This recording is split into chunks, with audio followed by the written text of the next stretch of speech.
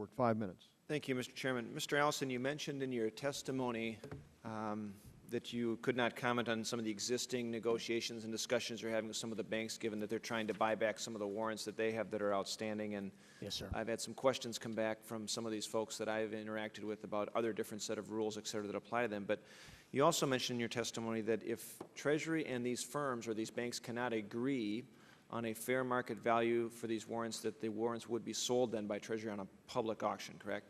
Yes, sir. Is there a timeline on that public auction of when that would be? Is there a time frame that would be put in place when the auction would actually take place? Are there guidelines? Are there stipulations that you can share a little bit more about? Yes, sir. Thank you for the question. We're actually working hard on those guidelines now. They're not yet completed. When they are, we will provide more information. We want this to be as transparent a process as possible, but we've had to give very careful thought since this amendment to the Act was put into place on how we might best do this in a way that protects the interests of taxpayers.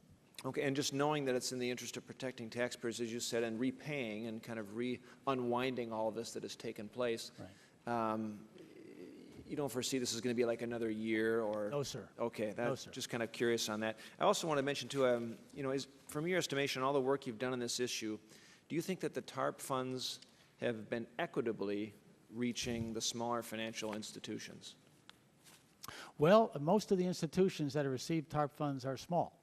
And we have at least 300 quite small and community banks and other small institutions who've received these funds.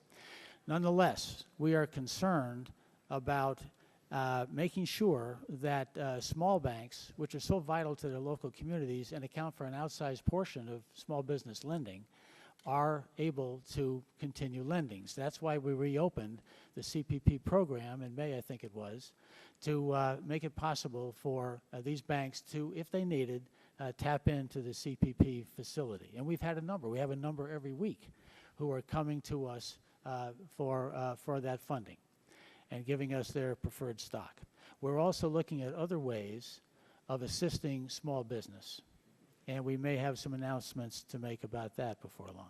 And this was a question I was going to ask also for the next panel, but it seems at least I'm hearing differently from some of the smaller financial institutions about their inaccessibility of some of the opportunities for these funds. And I'm just curious if you might have a perspective on why I might be hearing that perspective from some Well, first of all, I'd like to know the names of those banks. Okay. Congressman, if you can provide them to us, we'll get in touch with those banks as soon as possible.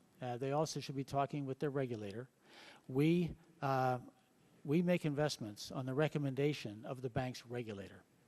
So the first stop should be the regulator. And then we will consider the investment. Okay. Thank you. I yield back. Thank you.